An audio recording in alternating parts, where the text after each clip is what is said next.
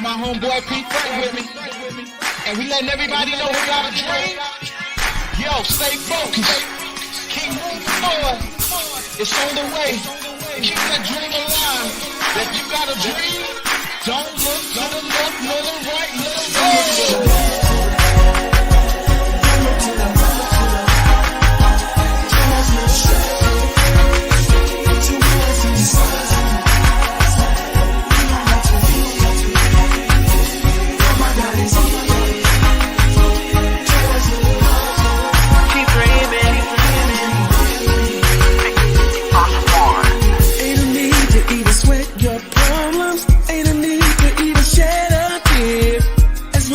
Your faith is in Jesus. Completion is here before you even begin. Dreaming big of my life in the future.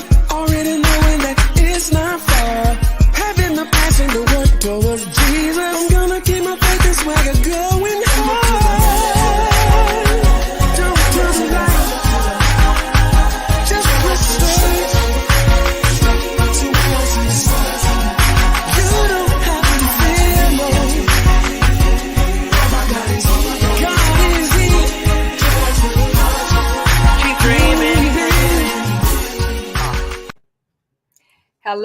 Hello, everyone, and welcome to the Dr. Yolanda Jerry Show. I am your host, Yolanda, and look, we are here yet again another Thursday to share a story of someone who has overcome trauma in their life.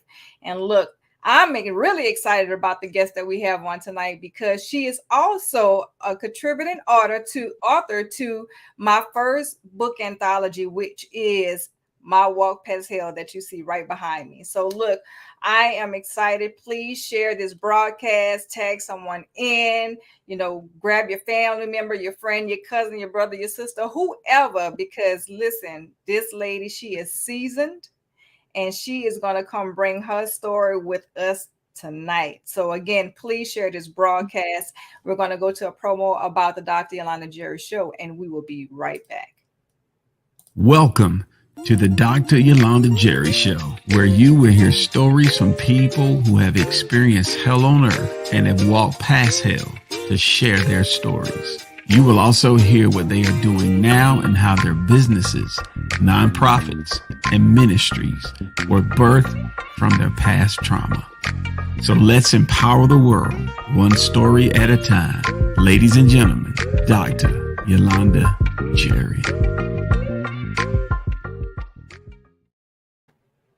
And we are back. Welcome back to the Dr. Yolanda Jerry Show. So I want to give a shout out to some people before we bring on our special guests, and I read their bio before you. Welcome to the show, Paula Farr. Welcome to the show, Michelle, Vernon. Look, thank y'all so much for tuning in. Grab some more people come into the show tonight because we have an amazing, phenomenal woman who is about to share her story tonight. And listen, when I say share her story, you'll be amazed at what she's had to overcome. So listen, let me just tell you about this amazing woman. This amazing woman is none other than Cher Graham. She is a phenomenal woman. Change is the only constant in Cher Graham's life's journey. Words are her life, telling stories of others for over 50 years. Y'all heard what I said. Telling stories of others for over 50 years. She now writes and shares her own story of trauma living with a parent who went undiagnosed for a lifetime with a substance abuse disorder. Prescriptive medications were her mother's drug of choice.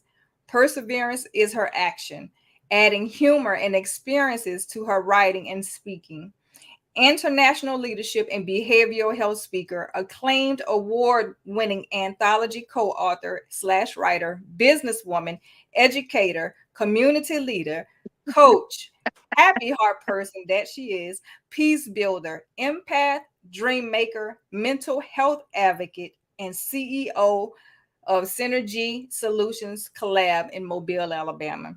She's also a native Ohioan and Kent State University graduate. She co-chairs the Gulf Coast Mental Health Coalition and has held leadership positions on national and local nonprofit boards since 1965.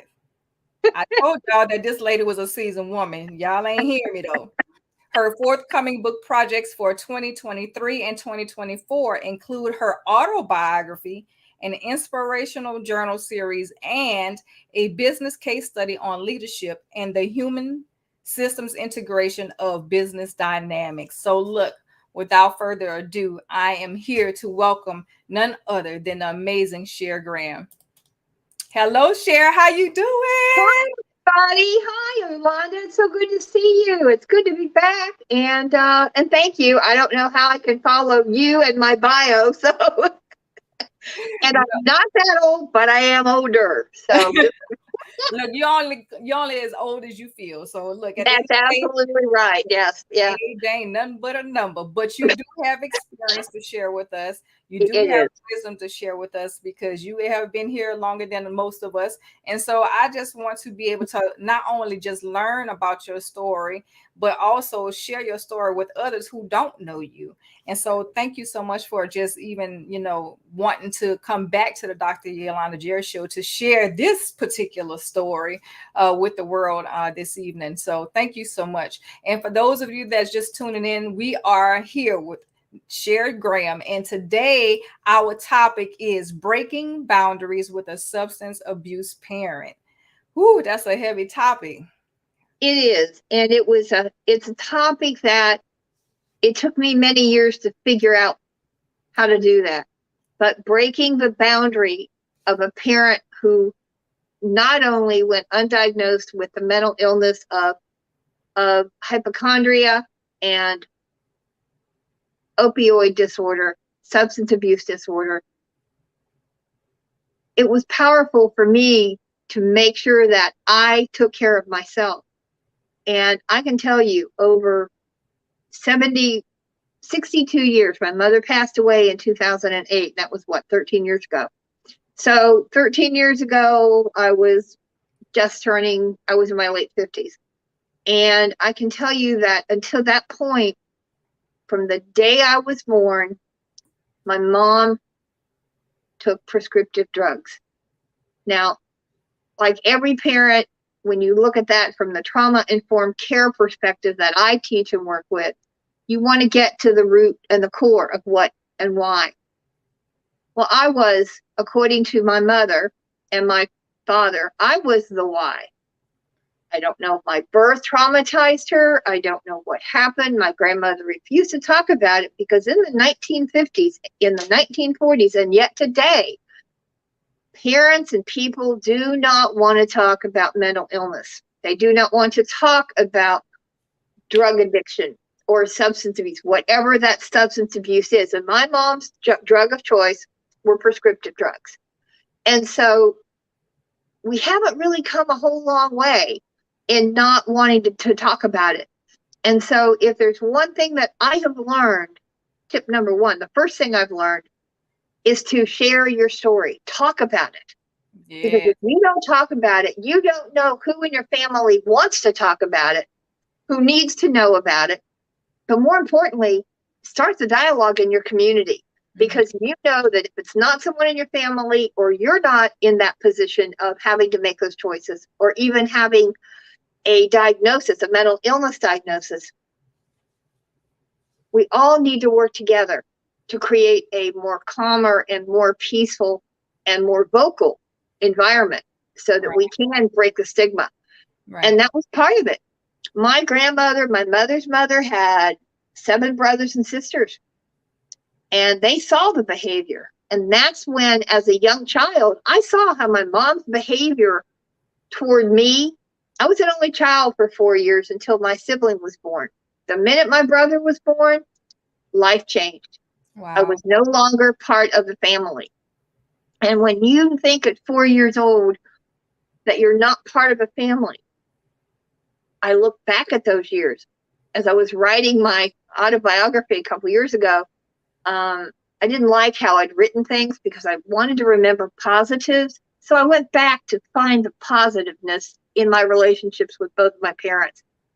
And I'm very grateful because I grew up in a upper middle class community and home but you still didn't talk about it. It didn't matter how much money you had, didn't matter who you were, you didn't talk about it. The minute that you started to say, why don't you, whatever, your voice didn't matter. And so early on, I realized there was something wrong. But I was a child. I was a kid. And the older I became, even until I was in my 30s, no one believed me when I would say there's something wrong with my mom. So, Cher, let me ask you this, because you knew early on as a child something was wrong, you know, and knowing that your mother was a substance abuse user. Take us back to that part of the childhood, though, when you knew something wasn't right. Like, how were you treated as a child? You know, and was there any love there, or what are the things that your parents do to you being under that substance abuse? That's an interesting question. Until my brother was born, and now I really have to go back and look at pictures to see the dynamic and what was there. You know, how did my mom hold me? Who do I have the most pictures with? I mean, things like that. That's a legacy of my family. Mm-hmm. And I have an Indian background, so a lot of early on, I knew I was different. Mm-hmm. And so I knew that I had an intuition and an empath gift. And it was just by what she said and how she didn't treat me, I guess, is, you know, for years, I didn't feel like I was loved. And that predicated more behavioral choices that were poor and not correct based on the relationship between both of my parents. But with my mom, what I can tell you is this. I was given I had the opportunity to take dance lessons to learn how to play the piano.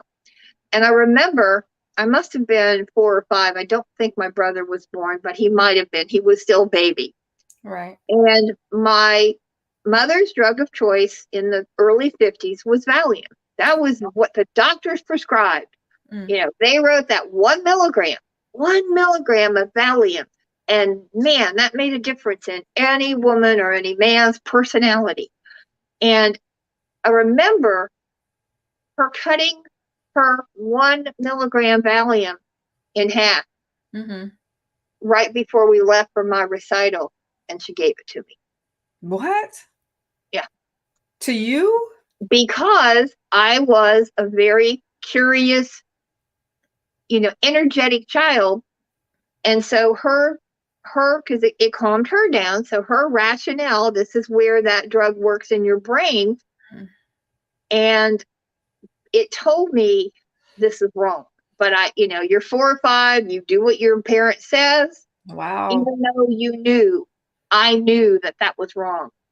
And I remember that the next couple of years when I would play, I would forget what I had learned. I had spent months learning for a recital.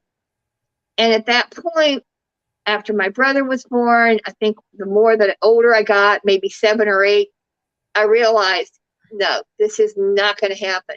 But what happened, that the universe, and I have to say, it was God and the angels who protected me, Yolanda, because I might not be here today.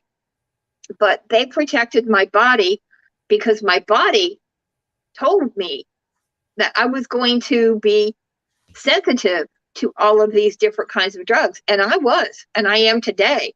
Wow. So anything that was prescriptive, even going through my life and, and health issues, not really health issues, but just different things you took, everything including x-ray dye. So the older I got, the more that my body went, I'm not putting that stuff in my body. You don't dare. Right. I don't care if I went to the dentist and it was, when they give you Novocaine, things like that. No, my body said no. Wow. And I truly believe to this day that it was at that point in time when I was younger that my body said, you're not going to take the same route.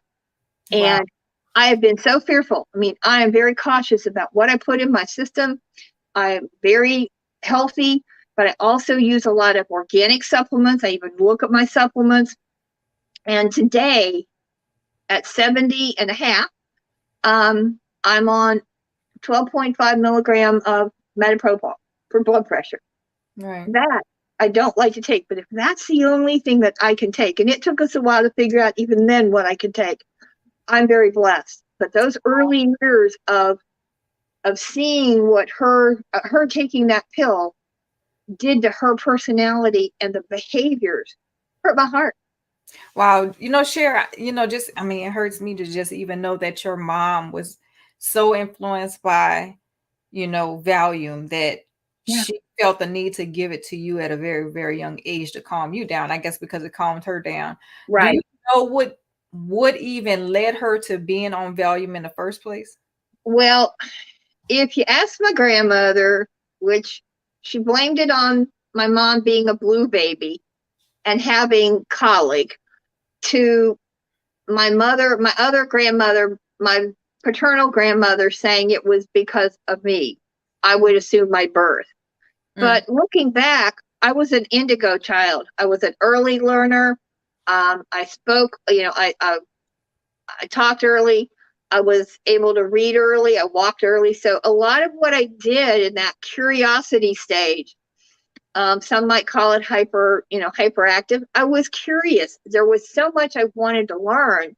And I was gracious. I mean, they were gracious enough to put me in dance classes and piano lessons. So I had a lot of positiveness, but along with the positiveness, and my piano is probably the best example, the older I got, the more I played. And I grew up in a very non-denominational Church of Christ home. And we all sang on Saturday nights or Sunday afternoons at somebody's house. If there was a piano there, we played piano or we sang a cappella. But my mother, for many years, would tell me that I wasn't playing correctly. It wasn't until I was almost out of high school that I learned my mom was tone deaf. And so all of these years where she was telling me that what she was hearing wasn't good enough, and that from my self-worth, oh my golly. So it was with my mom, it was more verbal abuse. It was more not supporting me. It was unsupporting me or not supporting me at all. And during those early years, I felt like I was her parent.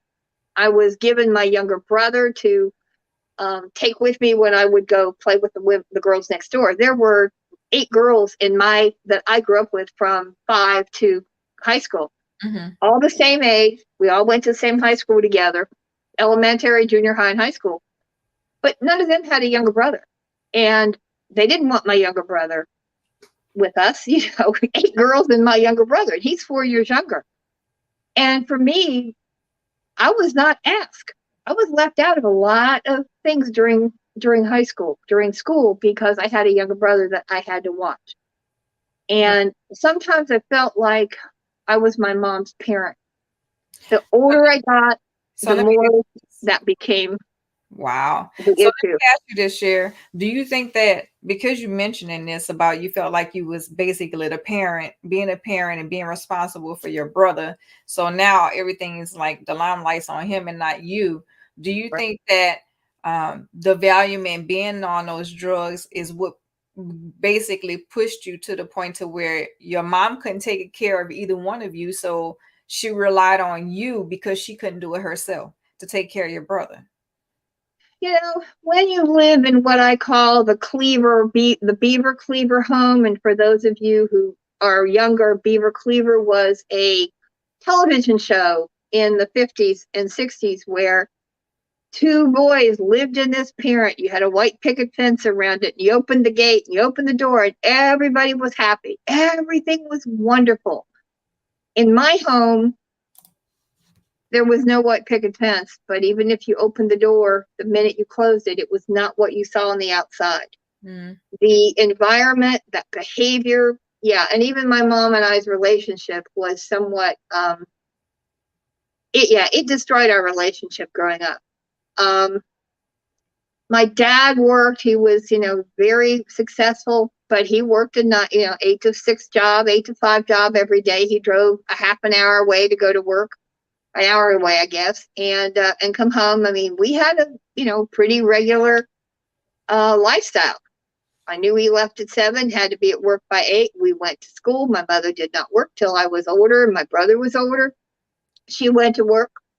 My dad got home at 6 o'clock. We had dinner, but it was in the moments in between school and dinner that there was a lot of chaos. It was when the verbal abuse came. Didn't matter what I did or said. Everything that I did, if it made them look good, oh, absolutely, they were, they were on cloud 9. Right. But On the drugs. Yeah, but she was happier when she was taking her meds, and I remember it went from 1 to 2 to 3. And along with that, and this is where the co-occurring diagnosis didn't come, is that my mother suffered from what they called, and I wrote it down because I couldn't remember. I have brain fog today. Somatic symptom disorder, commonly called hypochondria. Wow. And that was, I think, the cause and some of the root cause of why she would go from doctor to doctor. I didn't live in a big town. We had 85,000 people that lived in my hometown. We had another 5,000 in a smaller community where I went to high school. But everybody knew everyone. Every doctor, you only had so many doctors in every town. Right. And she would doctor hop. We only had so many pharmacies. And in the early days, you had private pharmacies. We really didn't have your CVS's or your Walgreens. We didn't have chains. Or you had local chains. Yeah. But most of them were private. And I look back now, even when we ended up with I think we had a Rite Aid, which was where she got a lot of her meds later on after I moved away. But I just couldn't. I knew I was going down that road. If I had stayed in my hometown, and I tried, I wanted to go. I did. I went back home. I got married in the 70s. I wanted to be with my grandparents. But my mom's behavior toward myself, my husband, and just life. Wow. I don't want to be negative. I didn't want to be negative then. But those early years I was a writer. I was published at age 10. And when I was in high school, I was feature editor, was on the book, on the newspaper staff. And I remember writing a poem for an anthology, every school has. Right. And I wanted to share that with my mom, and I went out to read it to her, and her response was, "Who wrote that?" And it's just the small things like that, Yolanda, that I don't think parents realize how devastating it can be on someone's self-worth and value. Wow. And That's it. That's tough. That's really, really tough. So look, we're going to go to a commercial break, and we're going to come back and talk about this some more. Because I think, with people tuning in right now, they may know somebody that's dealing with a substance abuse parent. And now realizing when you're on prescriptive medications like that, it causes a major imbalance in the brain, and it causes parents or that individual to do things. And we don't even know if they necessarily want to do those things, but that's how it was making them feel good at the time. But at the same time, not knowing that they're hurting somebody else. So we'll come back and talk about that some more after the commercial break.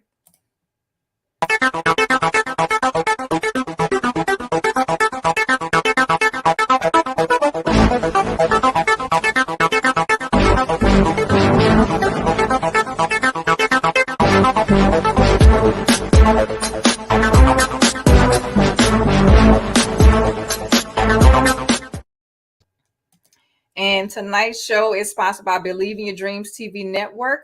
The bus has left the station, and you can see them on Apple. You can see them on Google. You can see them on Roku. You can see them on Smart TV. Look, if you're looking to elevate your brand or take your show to the next level, reach out to Believe in Your Dreams TV network at www.believeindreamstv.com. Again, that is www.believeindreamstv.com.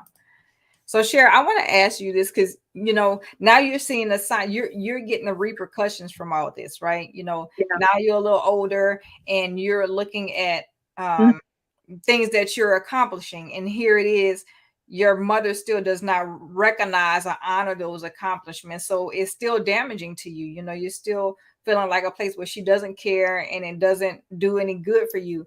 and she was still on medications at the time. And I heard you say that she would go from Yeah. different doctors and different pharmacies, and probably back then she probably did that because she was at her limit at one place, I'm assuming, so she had to go to another place so she can get a refill and get her fix. So it's just like being, you know, a dope dealer on the street. It's like, I can't get no more from this person, they out, so I need to go over here to another person and get, you know, more drugs over here. And so how did you see, because I know sometimes when we are on medication, sometimes if we're taking it for long periods of time, it can alter a lot of things in us physically. Did you see your mother suffer from anything physically besides just the mental part and you getting the abuse? When I was in junior high school, I guess probably 7th or 8th grade, Mom had back surgery. And I remember we lived in a probably 1,800 square foot home. It was not anything big, but it was, you know, ranch style. And I remember my father, I was responsible for her while he was at work during, you know, once I got home from school. And I remember in those days, they gave patients bells, Mm-hmm. you know, the little, yeah. And my mother learned how to use that bell. And it got to the point that I didn't like that bell any more than I like my mom. Wow. And it wasn't that I didn't like my mom, it was her behavior. And she would ring the bell. Did I do this? Did I do that? And at that point, because she couldn't get out of bed, and we didn't, you know, she'd had lower back surgery. And so it was hard for her to get out. But the fact that the more that she told herself there was something wrong with her, I truly believe in mind-body connection. I'm a behaviorist. And what we think is what our body, if we tell our body that we're not going to feel good, then our body's going, well, okay, I'm taking the day off, or I'm not going to feel good. Mm-hmm. And, oh, I need to feel good. Well, let me go get a pill. Let me go get something. And when you are a hypochondriac, you're so worried about something not being right, you know, a body part. And in my mother's case, if you had a migraine, you come home and you'd meet her and you'd say, oh, I had a migraine, or you had a headache. She would have a migraine. So whatever anyone had health-wise wrong with them, or they would say something, she elevated it because it made her feel better about herself. And it gave her the ability to, that was her drama. And looking back at my mom's life as a teenager, it took a lot of therapy once after my first divorce to understand who I was at that point. Wow. And my mom's behavior and her relationship with her mom, my grandmother, was so very similar to that first 4 years of behavior and relationship of my mom with me.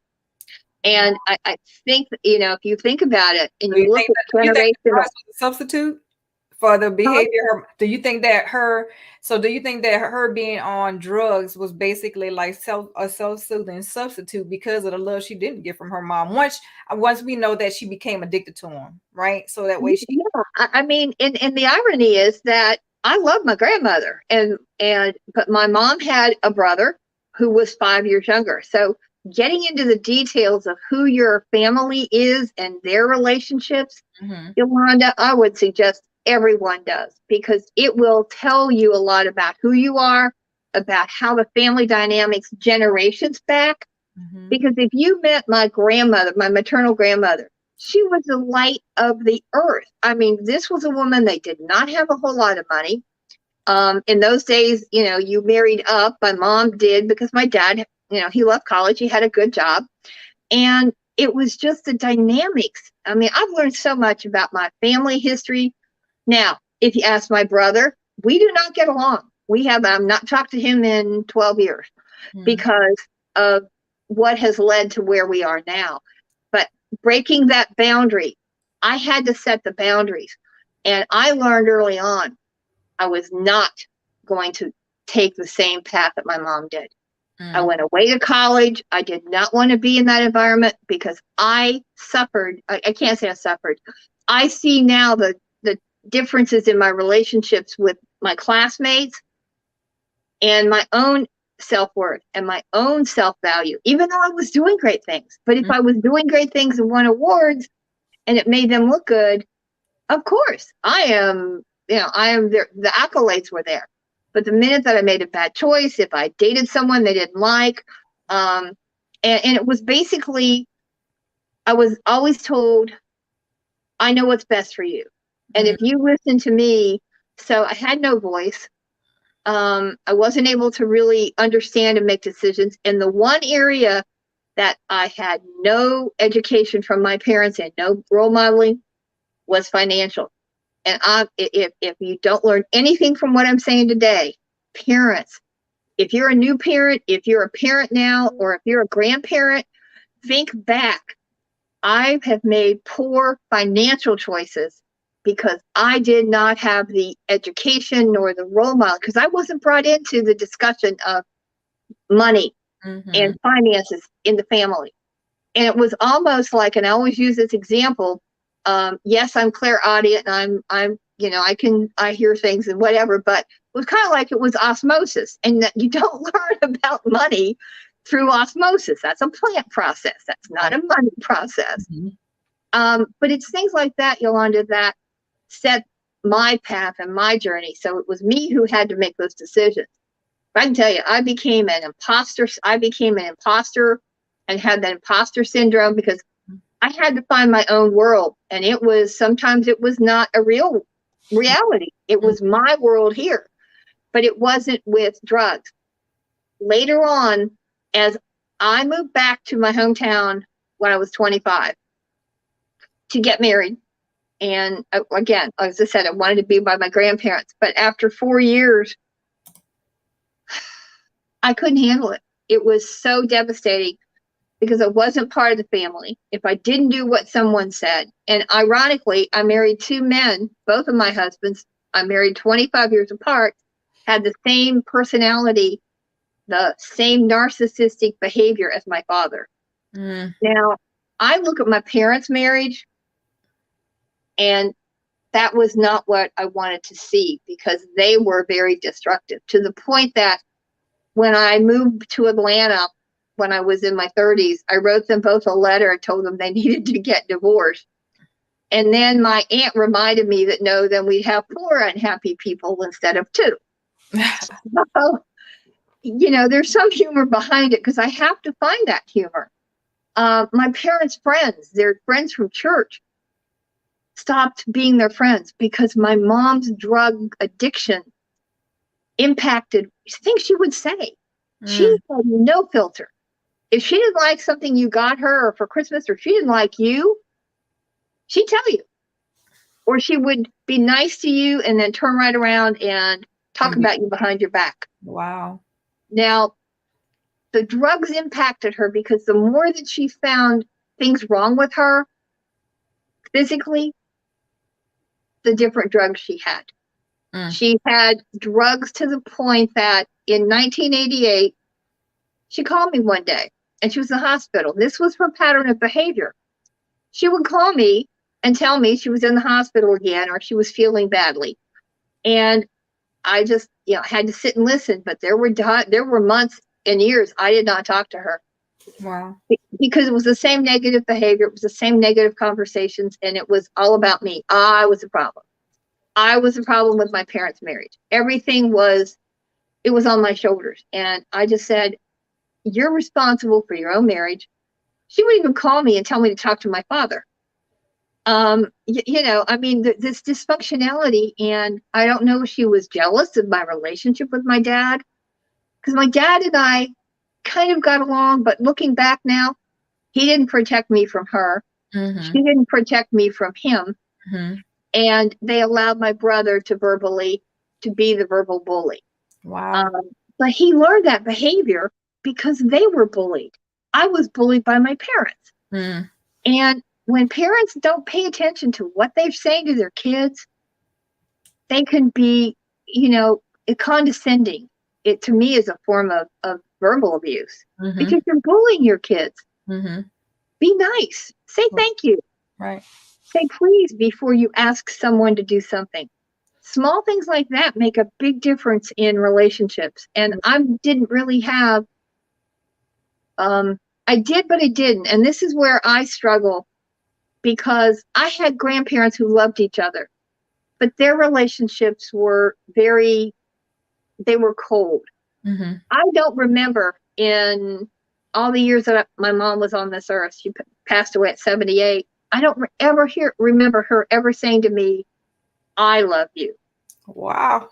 She and my dad would say, we love you. That's not what someone wants to hear. I want to hear how you feel. Don't speak up for somebody else, especially if you've had an issue with another parent or person. Don't turn around and say, we love you, when you don't feel that's the issue. So you're telling me that in all your years of living, your dad spoke for your mom and her, but she's never said, I love you to you. Neither did my dad. It was always, we love you. There's a difference, Yolanda. Wow. Between So neither one of them never said it. So they basically, to cover up possibly neither one of them having to say it because they didn't love you at the time, they would just say, we. Wow. Yeah. And looking back through my relationships, I was always looking for love in all the wrong places. And I know now that my mom's inability to be that good parent, and yet she had great qualities. She was a beautiful knitter. She was, what people saw on the outside, and this is what a lot of people don't understand. You can be an addict and you can have drugs in your system, but you can also be an actor and put on a show and be as, quote, cognizant, or, what you think is you're feeling fine. But I can tell you, there were times when my family members, especially the older I got, who would say to me, why is your mom behaving this way? And I would just sit back and go, well, let's see. I kept telling you for years that she was on drugs. This is what happens in my house. But I was a kid. Adults were not paying attention to me. Mm-hmm. And until they were impacted by her behavior, and it was 50, 60, 70, it was in the 80s when family members really saw that what I had been saying about the impact that my mom chose her drugs over her family was so true. The last time that I was in my hometown and I went to the hospital, my mother had called me. It was a Monday after Labor Day, the following week. And I lived in Columbus, Ohio. I was an hour away. And she called me, said, I'm in the hospital. I have 5 kinds of arthritis. Okay, well, Mom, there aren't 5 kinds of arthritis. And so I realized that I needed to go home. So I did. Went to the hospital. The last time that I'd ever stayed at my parents' house, that was in 1988. Her drug abuse and her use of prescription drugs had gotten to the point that she developed adult allergies. Okay, you have adult allergy to something, you have a medication to cure it, to sustain it. She had adult diabetes, you have medication. So the more that she had issues with her knees, the arthritis and everything that set in for all those years, you're right, it just kept compounding. And she would go from druggist to druggist to doctor. And then she was going an hour away to Columbus, which was a major, the largest city close to where I was. And she had those doctors giving her meds too, not sharing with them that she had been with these other doctors. The day that she told me that, I got on the phone where I was from my office, and I started calling the doctors that I knew she had been her doctors. HIPAA wasn't, in the late 80s, HIPAA wasn't really that much. We could get information as a family member from a doctor. And I had 2 of her doctors in my same hometown she'd been going back and forth with. They did not know she was going from Dr. A to Dr. B. Wow. And the other part is, if a new doctor came into town, oh gosh, he's a good doctor. He's a young doctor. He's not going to know anything. And with that kind of behavior, and what happened, and I don't have pictures because I didn't take any. We didn't, in those days, we didn't take pictures. But the night that I went to her house to stay, it was just my dad and I. And I opened a cabinet door in the kitchen, and it was about 4 foot high, just from here to the ceiling. And there were enough pill bottles on all 4 shelves that she could have opened up a small pharmacy. And looking at those bottles, this is where my heart stopped, because I had the realization in my hand. Prescription A and prescription B were the refills for the same number.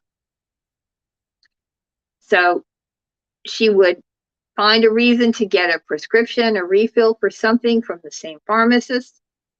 And it was sad, but this was how her addiction became her drug of choice. And So knowing that she was dealing with all that, at what point did anybody say, or at what point did you realize enough was enough? I mean, I know you said you didn't get any love from your parents or anything like that, or they said, we love you, and, they treated you a certain type of way. Was there an intervention at that point? And before you answer that question, I'm going to do another commercial break, and we'll get the answer and see how you even got over the things that you've gotten over with your mother, even with her being, being an addict of prescription medication. So we'll be right back.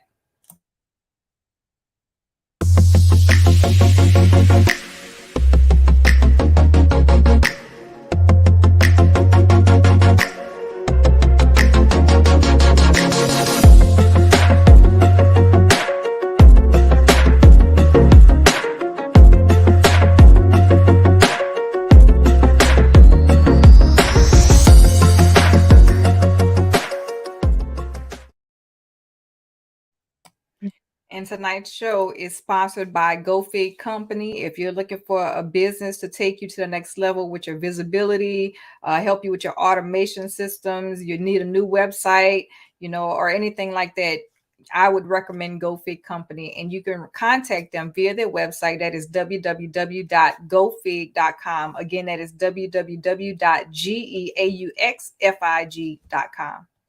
All right. So share my question before we actually went to commercial break was, was there any intervention at this point, to get help for her, or did this continue until she eventually ended up passing? I can tell you that every time I talk to my dad, talk to my brother, talk to other family members, after, especially the ones who knew later on that she was having this issue, later on they saw what was happening to her. And my father was the first person, because he was her partner. And his response was always, we don't need an intervention. She has us. And that was where the boundary for me, I had to break that boundary and say, no, Dad, she doesn't have me. I cannot be here and see her go through this when you choose not to get her help. But keep in mind, you didn't talk about mental illness. My mom was smart. I tried to get her to go to therapy. Now, I majored in speech and hearing therapy. I majored in behavioral health and behavioral medicine in college. She knew if she would go see a mental health counselor or psychiatrist or psychologist, they would find her out. This is what it did to her. She did not, no, I'm going to my GP. I'm going to my specialist. And it just, she knew. But that's the game they play with themselves, and they play with others, is who can I go to see what meds I can take? And I can tell you that every time I intervene, my brother would come back and say to me, go away. Every time you come home, you cause trouble. Well, the trouble was I was trying to get her help. But when you have a partner who said, I don't want to get her an intervention. And I will share this with the audience and with you. My parents' closest friends of 25 years stopped being their friends. They were my friends because they were people who'd helped, who had been there to help raise me. And the older I got, we became friends. And even till their passing, they kept saying to me, Sherry, you've got to do something. There was nothing I could do short of moving back to my hometown, going to court, but they would have fought me over her mental stability. And so I had to think about, if I did that, the impact, because yes, it was my responsibility as her daughter, but I got so caught up in the drama that my own life it spiraled. And when I left, I moved away. I was 1,500 miles away. I lived in Atlanta for 13 years, but I was still in the middle of it. And I finally had to walk away because it didn't matter, Yolanda, how much. The only thing I could do was pray. And for me, the power of prayer and my church family and there are days I still cry about it, because I remember when my maternal grandmother passed away, I said to my dad, we were out in the parking lot at the funeral home. I kept saying, Dad, did you see? She had an issue. She had an episode at the hospital because she had a new drug. Every time she had a new drug, her behavior would change because we didn't know what she was mixing with it. We didn't know the impact of, prescription A, B, C, D, because nobody really knew what she was taking when and where. She was just popping pills every time she hurt, every time something happened. I need one. And then you pop allergy medication, and she would go out to lunch with her friends, and if she had a drink, well, you don't mix alcohol with prescription drugs. I knew that early on. And I would say that to her, it's nothing. And then she would she would go to the restroom and take her medication with her and take them in pop her pills in the bathroom, in the restroom, and come back and say it was just my allergy medication. When I knew that it was not allergy medication, it was stronger drugs than that. So, and so how did you so knowing that you've been on this journey for a long time, having to deal with your mother in that state, what was the straw that broke the camel's back, and how did you begin to heal? When I completely walked away, I went back in 2001 for 6 months. I lived an hour away from them. And I moved to Mobile, but I was not in the middle of the chaos. And I said to my dad, I remember one of the things I said to he and my brother, if something happens to her, or when it does, you're going to be held accountable by God. We're all going to be held accountable by what choices we make here on earth. And my parents' friends would call me, because I still talk to them, and they would say, Sherry, your mom, everybody saw it, Yolanda, but not my dad. But here's the thing, my dad did see it. And I can tell you that some of their friends kept saying to me, your dad is just waiting until she dies. Now, what kind of statement would one of their best friends make if they didn't see it? The family saw it. The cousins saw it, because we were close. We had 75 members. We had 75 family members on the grandmother's side with kids, grandkids, and, who would come together for family reunions and meals on Sunday. And they finally saw it. And so I didn't want to be one to say, well, I told you so. And I wished I'd had backup and help. But that relationship tore my relationship apart with my parents, because I didn't like my dad anymore. I didn't like his behaviors. He was too controlling. And here's the thing. When my mom wanted to do something, she'd do it. But she would also use the physical issue or her physical health ailment to gain sympathy from other people. Right. But how did you break away from that, though? I left. That was the first thing I did. I had to literally walk away and not be physically in their environment. It was hard, but I had to take care of me. And my faith said, I struggled, and I still struggled to the day that she passed away. I walked away. I left. I knew I would be there. I knew I was not more than a 10-hour drive home or a flight home. But for my sanity, for my self-wealth and worth, I had to literally walk away, because I was fighting a parent, a sibling who would not allow my mom to get intervention. And she wasn't going anywhere. And so I did all I could do, to the point that I was tired. And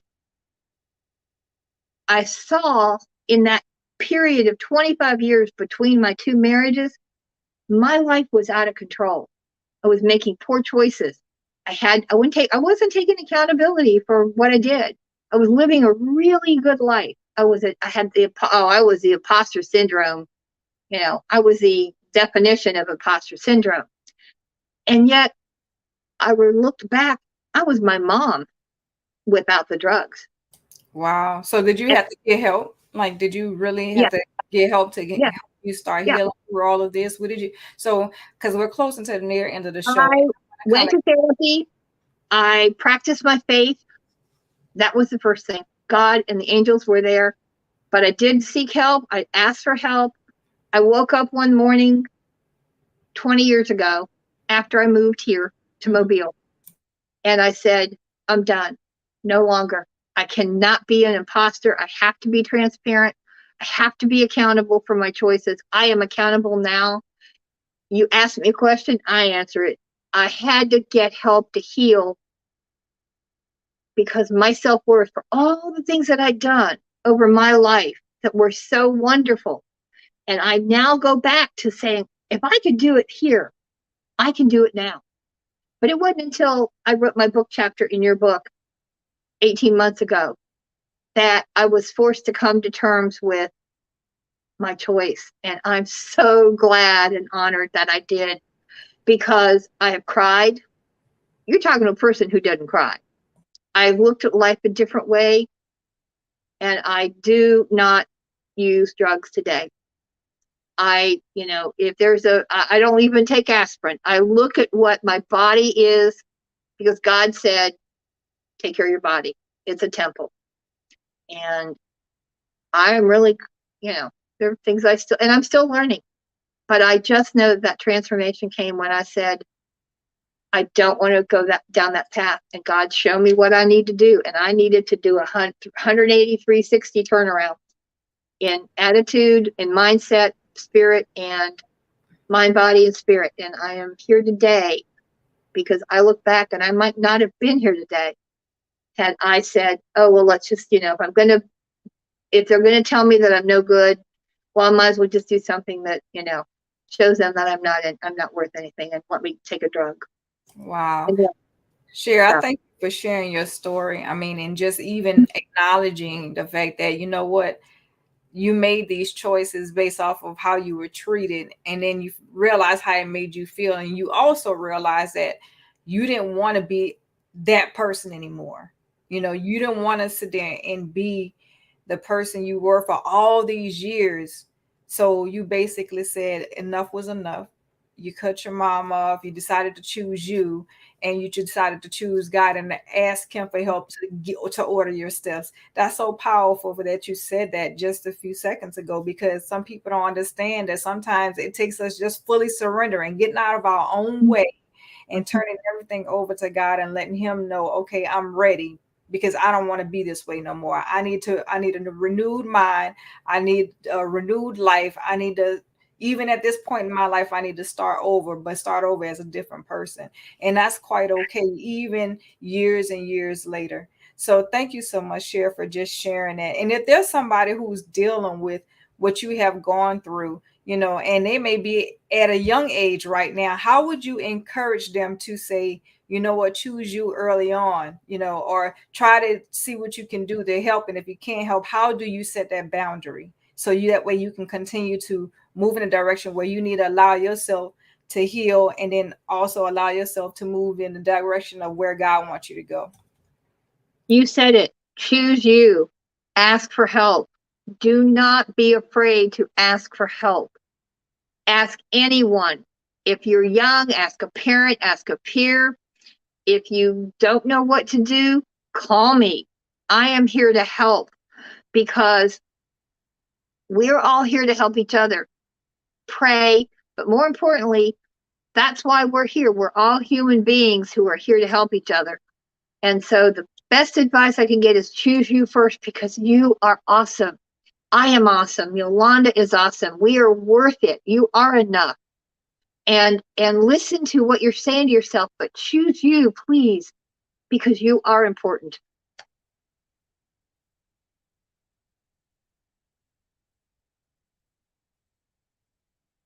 If you could tell someone where to go if they didn't even know their own self-worth and they didn't have a relationship with God, but they're seeking a relationship with God, what would you say that would be that initial step? Find someone in your circle or friends or someone that can help you figure out what your next step is. And more importantly, if there is no one, please call me at 251-404-3924. I am here to help no matter where you live, no matter who you are, no matter what you're struggling with and what your challenges are. That's why I'm here, is to help. Because we all know somebody in your community. We'll find someone, but we want you to get help so that you can begin to heal. Amen. And become a hugely important person for yourself and for your community.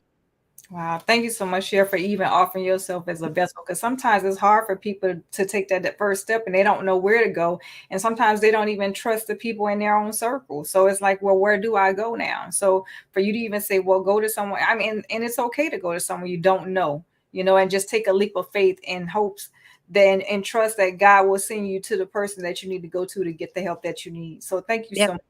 So how can the individuals who are tuning in or will go back and watch the replay, how can they connect with you and reach out to you if they wanted to reach out to you?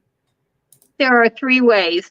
Call me, 251-404-3924. I would rather you call me and ask a question so that we can work together to figure out what you need.